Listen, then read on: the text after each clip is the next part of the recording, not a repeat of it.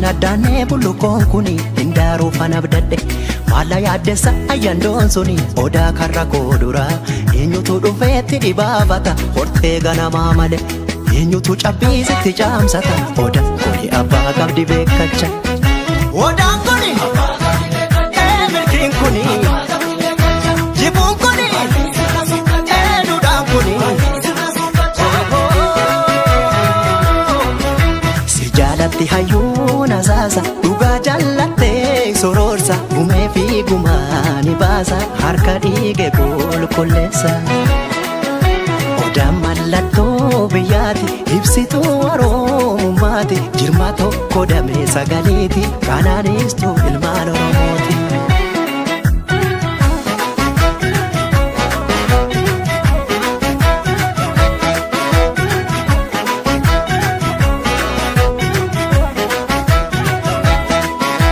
Obsake Ittuma difta walalaan qottoon si mura yaa tolake Oda jarra tokko buu godaantu si jaala bula bare Odaan keenyaaso kunuu gomboo beelamiisaaf gaddiisa ta'a ilma namaa mukti rabbiillee jabbii roobu deessata yoo yandoon si tume yoo hammaate bubbee yoo si nyaara gandi yoo hammaate aduun maaf si nyaarti ormi qee abbaa keerratti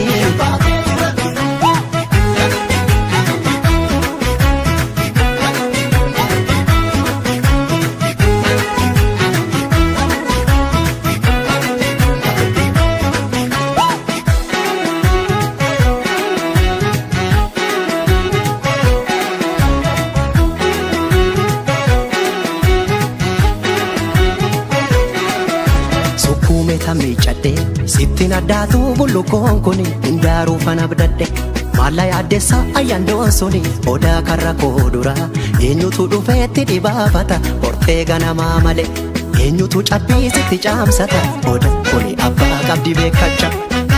Odaan Kuni milkiin kuni jibuun kuni Odaan Kuni jaalatti hayyuun asaasa dhugaa jallattee sororsa gumee fi gumaani baasa harka dhiige qulqulleessa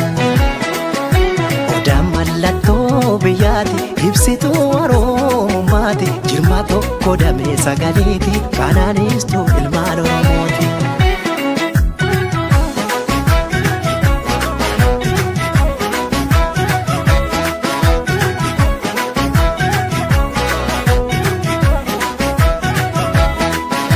Obsake Ittuma difta walalaan qottoon si mura yaa tolake Oda jarra tokko buu godaantu si jaala bula bare Odaan keenyaaso kunuu gomboo beelamiisaaf gaddiisa ta'a ilma namaa mukti rabbiillee jabbii roobu deessata